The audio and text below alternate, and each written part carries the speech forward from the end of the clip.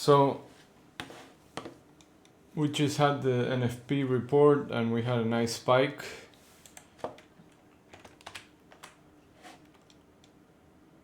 After pulling back at the end of the day yesterday, then we came back. We spent the whole night, the overnight session, balancing in the same spot that yesterday we had value, and now we just broke above, tagged this untested point of control that I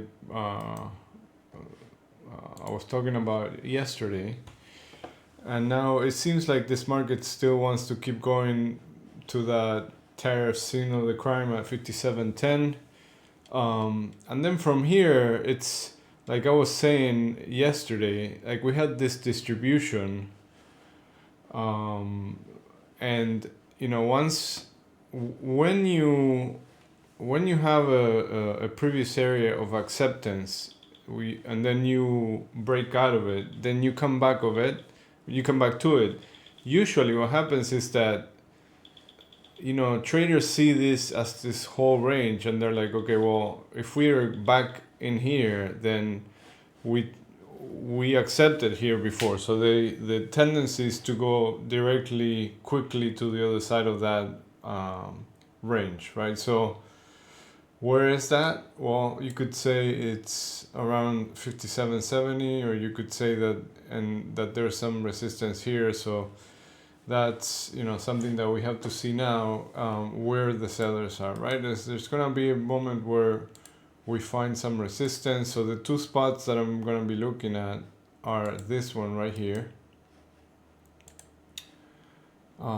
which is 57.25 to 57.35, and then the second one is here, which this one, in my opinion, is a little stronger because we have also, first of all, it's a more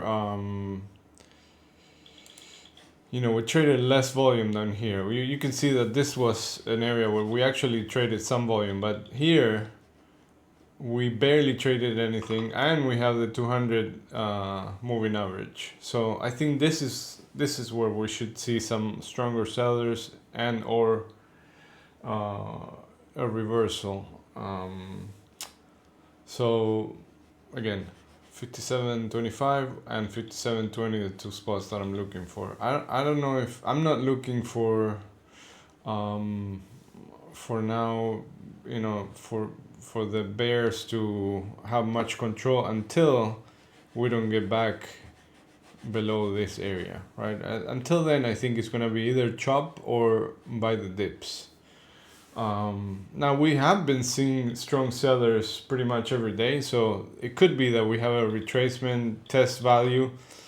We can even do a value area sweep, right? Like, you know, if we accept inside yesterday's value, go to value area low. But then, you know, I think that even if we do that, then we're gonna stay around here. It's gonna be hard to come back down unless we have some kind of news, right, or something that something that triggers a sell-off, which could happen very easily in this environment nowadays. We have U.S. factory orders at 10 a.m., total rig count at 1 p.m., and, you know, there's always headline risk. So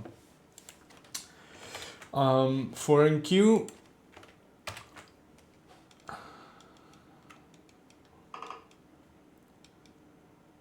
so I have the structure back when we were here for NQ was it was a little different than because we were having some divergence. NQ was selling pretty strongly, and ES wasn't back in February. So the structure is a little bit different, and I have some resistance here at 20,200. So I'm looking for this area to be resistance, and then from here, if we get above it, we have the 200 moving average right there, and this whole distribution, it's a pretty big area where we could see a squeeze here into the 2100s. But if we compare, when I have like different structures like that, I like to put both charts together.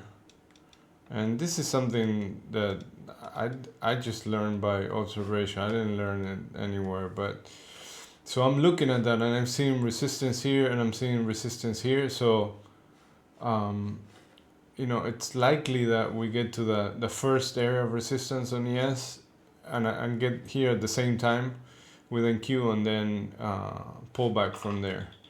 So, but then if we get above it, then you know, it could be that NQ gets to the 2500 area, and by that time, if they're moving together, then the ES is gonna be getting here and testing the 200 moving average.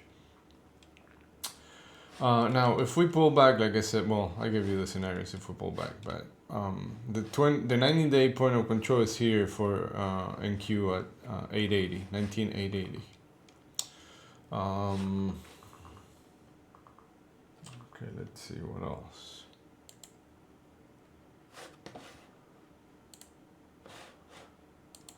Okay, crude had a nice dump and then V reversal.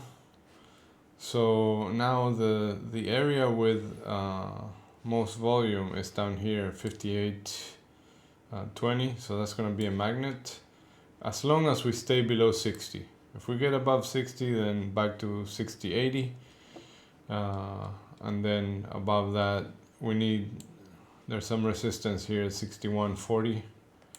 That if we get above, then we have this whole range up here all the way to 63 becomes a magnet.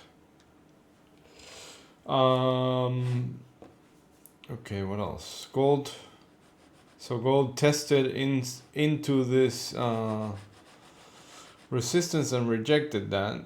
So as long as we stay below 32.70, the 32.40 is the magnet. Above that, then we're likely going to 33.20.